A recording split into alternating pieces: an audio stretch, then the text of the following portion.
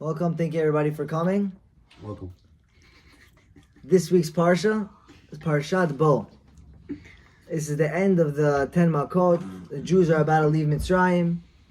And the very first mitzvah that Hashem commanded the Jews is in this week's Parsha.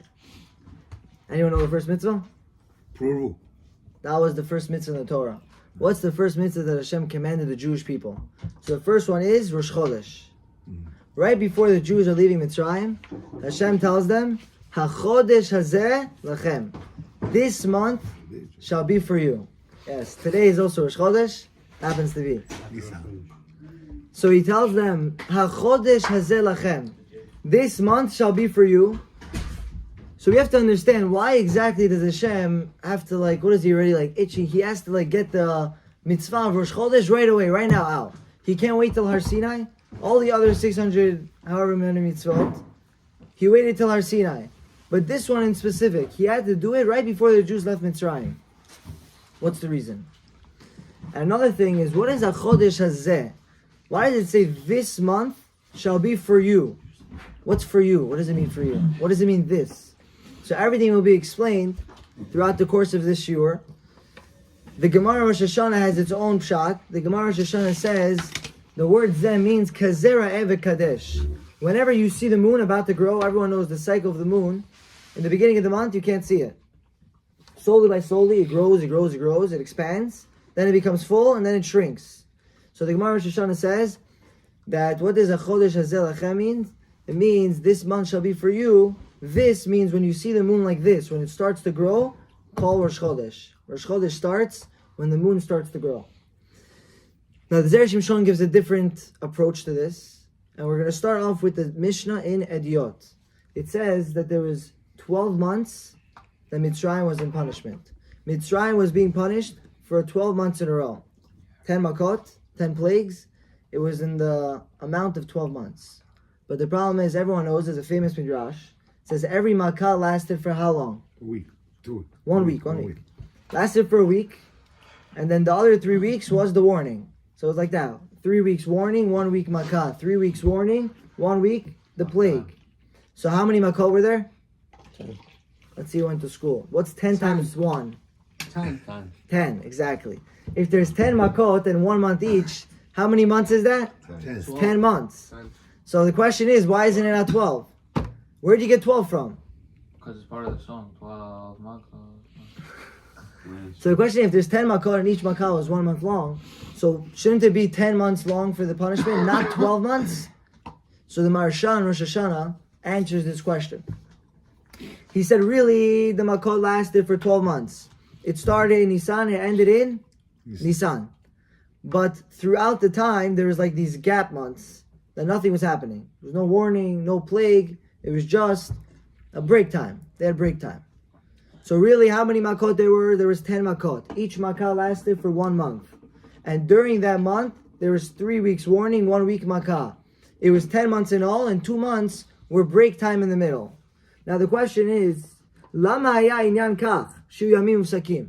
Why does Hashem have to orchestrate it in a way that it's going to be 12 months, but only 10 out of the 12 there's going to be makot? Just make it 10 and be done. Just all in one shot. Why does Hashem have to make it 12 months in specific? So we have to understand the significance of the number 12. 12, there's 12 shatim, 12 tribes. Corresponding to the 12 tribes, there are 12 mazalot. Mazalot are constellations in the sky. They're groups of stars. So there's certain groups of stars. There's 12 different general groups. These are called the 12 mazalot, the 12 constellations. And corresponding to the 12 mazalot is 12 months. Each mazal is a different month. So again, we see 12, 12, 12. 12 shvatim, 12 mazalot, and 12 months. Another 12 is a cube. A cube has 12 edges. Here I said cube has 12 edges. Now how does it have 12 edges? So I assume no one would really understand if I say it. So here's a cube. It's not really a perfect cube, but the 12 edges are like this. There's 4 on the top. 1, 2, 3, 4. 4 on the bottom. 1, 2, 3, 4. And then the 4 on the sides. That make sense? Yeah. So there's 12 edges to the cube. What does this represent? That Hashem created the world with borders. This is the universe's border is the number 12. The number 12 represents that it's Hashem is in control of everything and He has everything in borders. And the last thing that represents by 12 is there's 12 different tzerufim of Shem Havaya. The name Yud Kei Vav Kei is represented in 12 different ways. You could have Yud Kei Vav Kei, you could have Yud Kei Kei Vav, you could have Vav Kei Yud Kei. All the different ones for anyone that wants to see. In the Sidur, pass it around after, just don't get it dirty. In this Sidur, there's kavanot by Musaf of Rosh Chodesh that you're supposed to have of these names. Remember, you have every month has a different name of Hashem. Rabbi Derd, yeah. Yesterday he gave a whole few of them. Yeah? So he says there's 12 different names. Anyone that wants to see, there's a chart, one for each month. And every month is ruled by a different tzeruf, a different formation of Yud Kei Vav Kei, of Hashem's name. Everything makes sense for now? Yes. So the Zera Shimshon says, "Shebedavka haya mukhrach she mishpatan yud bechodesh." Hashem specifically made it, even though there was only 10 makot, but He wanted the punishment to last for 12 months. Why? Because we know each of these 4-letter names indicates that Hashem brings about everything in this world. Yud Kei Vav Kei is like one of the main names of Hashem. Kemoshu bara olam yesh ma'in. Hashem created the world from nothing. V'natan lo havaya. He gave existence to the world. There was nothing. Tohu vavo. Absolutely nothing. Hashem brought something. Ubezeh haya Paro rasha kofer. Paro didn't believe in this. Paro did not believe in Hashem. He said Hashem didn't create the world from nothing. You know what has power in this world? The stars have power. The mazalot, the constellations have power. So he believed that certain mazalot have power. So he said, if we would only have 10 plagues throughout the 10 months, there would be 2 months that would not have plagues, right? So those 2 months, Paro would say, those months have power. The constellations that rule over those months have the power, and they would have saved us if there were makot in those months. So why did Hashem make it in a way that it had to be throughout 12 months? To show Paro, none of your stars, constellations, nothing has power. The only thing that has power is Hashem. Make sense? Yeah. Yes. So Dam was a whole month long of just blood? No, a week was the punishment and 3 weeks was a warning. Exactly. So, Keneged Shibud. Now, why was it 12 months? 12 months was also Keneged the 12 Shvatim. Paro enslaved the 12 tribes, and because of that, he got punished for 12 months. Shemishulim lekochavim mazalot. Each tribe we know, in Yosef's dream, they were all compared to the stars. Each tribe has a different constellation in the zodiac. They have a different part in the mazalot. So he got punished for 12 months, Keneged, the 12 tribes that he enslaved. Sheitziva kadosh baruch hu b'riyat ha'olam. And it's also Keneged, the 12 edges, which we explained, which represents Hashem's dominance in the universe. Vehem hem yud bet tzirufei havaya baruch hu. So behind every month, there was these 12 Yud Kei Vav Keis, 12 formations of Hashem's name. Every month has a different form of Hashem's name. So Hashem wanted to bring about a punishment to Paro using every single one of his names. Every single one of his names was used to punish Paro. Now everything we say, we have to bring a proof from the Torah, right? So right now we're going to go into the Pasuk and we're going to see how Hashem hinted out to Moshe Rabbeinu that he's going to punish Paro using his special name of Yud Kei Vav Kei. Okay? So Kadosh Baruch Hu ramaz le Moshe betchila. He said, "Shenemar v'diberhu lecha el ha'am v'yahu yelecha lepeh." Moshe hinted out. Hashem hinted out to Moshe that I'm going to punish Paro using the name of Yud Kei Vav Kei. Where do we see this? Hashem appointed Aaron to speak on behalf of Moshe. Why? Moshe had a stutter. He had a lisp. He wasn't able to speak properly. So who did he appoint? He appointed Aaron. So in that pasuk it says, "V'diberhu lecha el ha'am." Everyone knows what the word Rashi Tevot means? It means the beginning of each word has a letter. So you take the beginning letter of each word and it spells out a word. So if you take ha'am, what does that start with? Hey. Ve'haya, vav, hu, hey, yeh, Yud. It's Yud K Vav K backwards. Hashem was telling Moshe, he says, I want to make a judgment onto Paro, and I want to bring about punishment. And Rabbeinu Bechaye says in Parshat Dvarim, towards the end of the Shirat of Hazinu, the song of Hazinu, he says there's 18 times that Yud Ke Vav Ke comes up in the Torah hiddenly, in the Rashi Tevot. In the beginning of each word, 4 words in a row, the beginning letter comes out to be Yud Ke Vav Ke. He says 10 times, it's going to be Yud Ke Vav Ke in order. Yud Ke Vav Ke. 8 of the times is going to be Yud Ke Vav Ke backwards. He says anytime you have Yud Ke Vav Ke backwards, it's representing that Hashem is going to punish the person he's talking about.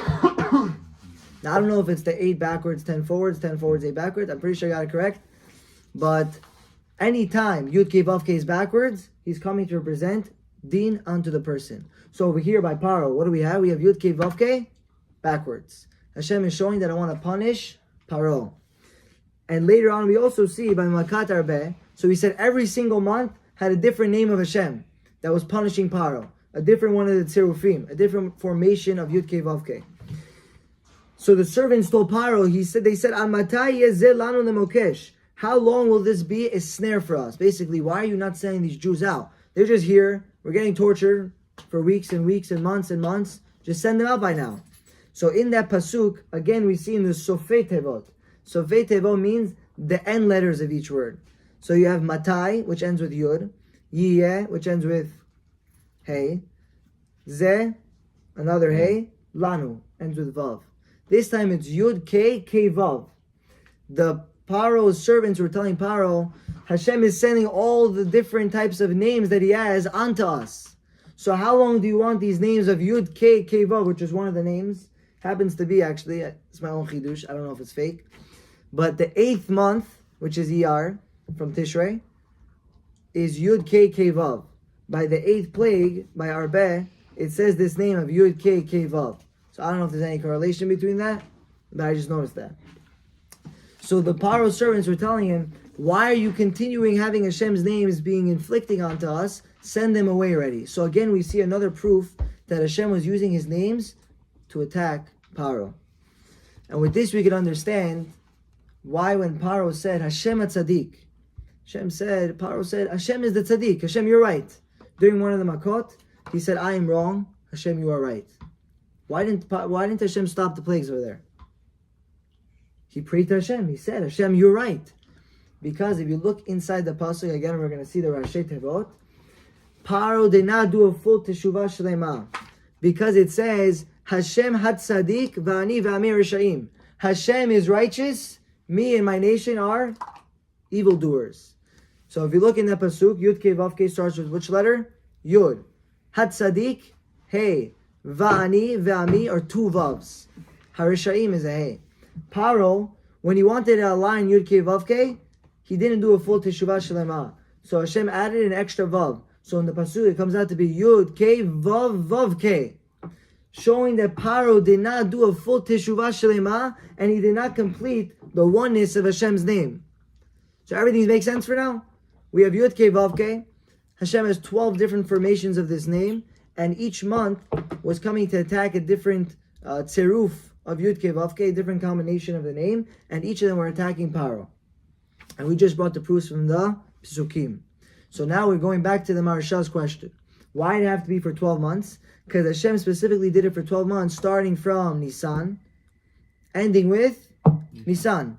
How do we know it started from Nisan? Rabbeinu Bechai writes, when did Moshe see the burning bush? Rosh Hashanah.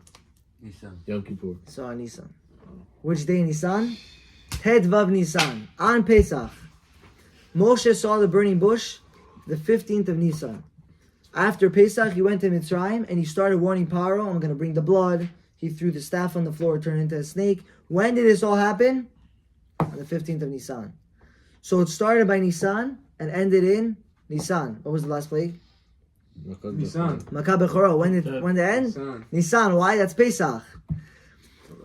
Now the question is, Which months were there no plagues? which months were there no plagues? That's the next thing I was about to say. Oh, sorry. Davala. No, it's good, it's good, you got it. Isn't the 15th of Nisan? So we're going to say, Pesach? 15 Nisan is Pesach, yes. So we're going to say like this. What was the reason he got punished for 12 months? what do we say? Keneged the 12 Shvatim, the 12 tribes that he enslaved.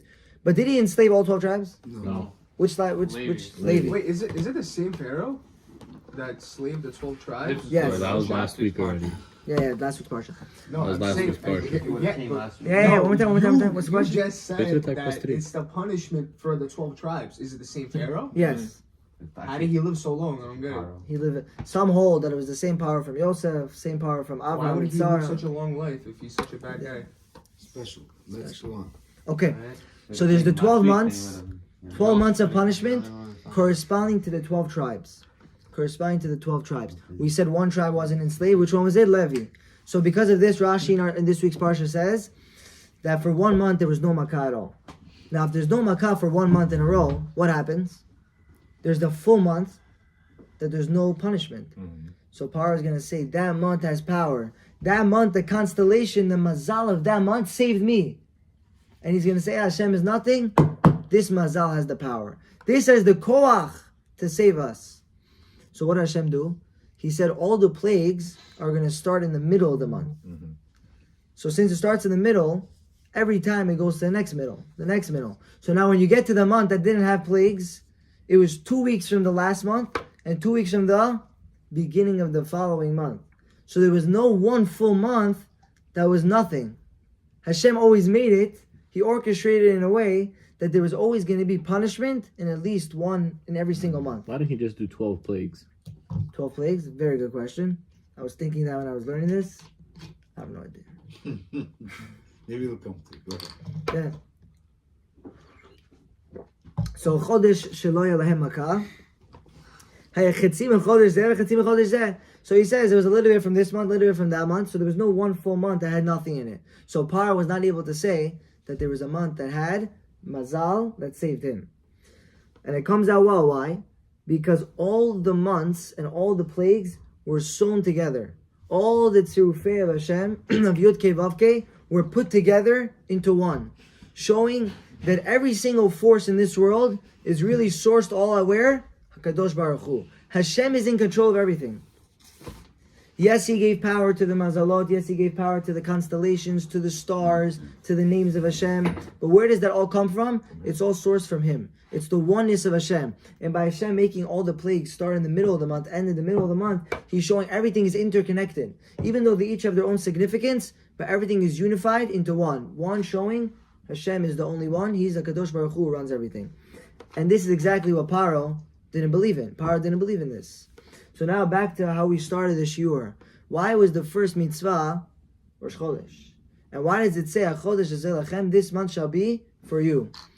Yud Kei Vav Kei, spelled in any way, always has the same gematria. What's the gematria of Yud Kei Vav Kei? 26. 26. How many times do we have? How many names do we have? 12. How many different combinations? 12. 12 different combinations of Yud Kei Vav Kei. 12 times 26 is? 260 and 52. 312. It's 312. 312 is the exact same gematria as Chodesh. Hashem is saying, HaChodesh Hazeh Lachem. These names, this Chodesh, which is the combination of all the names put together, I'm giving it to you. B'sof HaMishpat Zashu Ela Yud Bet Tzirufim Al Mitzrayim. Hashem said, I just finished, this is the end. Right before Yetziat Mitzrayim, Hashem says, I'm giving you all these names. I finished punishing the Mitzrayim with these names. I'm giving the names to you now. By Mitzrayim, I took these names and I used it for bad against them. I used the Midat Adin. I put justice on them through the names. But to you guys, I'm going to give it to you and it's going to be Mashpia Chesed Rachamim.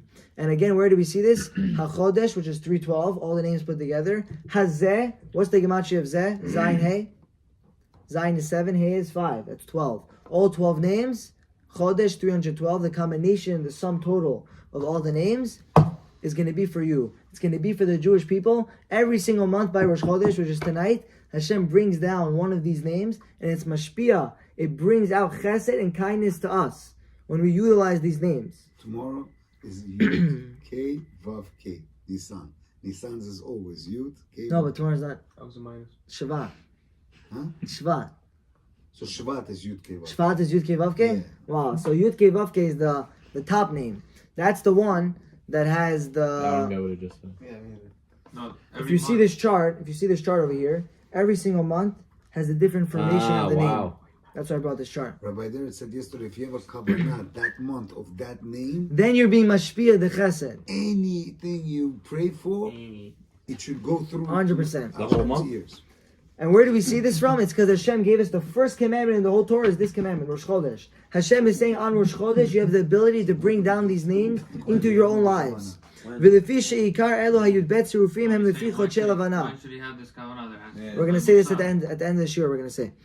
So these 12 names are connected to 12 solar months. That's why Jews, they count by the lunar months. Sorry, not said solar, it's lunar. The Jews go by the lunar months. The Goyim go by the solar months. Because Hashem is saying these months are only for you, for the Jews only. Who gets to tap into the power of these 12 names of Hashem? Only the Jewish people. Lachem dafka v'lo le'umot, k'divrei Razal. And that's what we do every single month. We do Kiddush Levana, Birkat Levana. When we go outside to the moon and we make the bracha. What are we doing when we do that? Anyone wonder? You just go outside, you make a bracha, you look at the moon and you're saying a bracha. What are we doing? What's your kavanah supposed to be when you're making the bracha? So the Zera Shimshon says, Adam chidush levana. When a person sees the renewal of the moon, he has to be mevarech, he makes a bracha. What? Why do we jump? Why do we jump? We're going to say that. A person makes a bracha on the new moon and he recognizes Hashem creates the world. He created the world from nothing. And just like he renews the month every single year, every single month, he renews the moon from nothing. Right? The moon is zero, you can't see it. All of a sudden it starts popping out. What's that showing us? That just like Hashem is renewing this moon every month, so too he's the one that brought about this world from nothingness. Shechidesh ha'olam keshem shemechadesh levana bechol chodesh v'chodesh. He's creating you every day. V'zehu hefech ma she'yakofer Paro harsha. And this was the complete opposite of what Paro intended. Paro said, who runs the world? The stars run the world. The black magic runs the world. We run the world. Hashem doesn't run the world. Hashem didn't create the world. But when we go outside and we do Birkat Levana, we're showing Hashem, the first mitzvah we get from the Torah is sanctifying the month, sanctifying the moon. What does this mean? It means that we're recognizing Hashem is the creator of the world. And through Him, we're mashpia, all the good. He brings down all the good every single month through all these tzirufim of the name Havaya. So B'ezrat Hashem, tonight's Rosh Chodesh, we'll all be able to tap into these brachot, to the names of Hashem, and we'll be able to be mashpia all the good and bring down all the good from Shamayim, from all these 12 names. Baruch Adonai La'olam. Amen.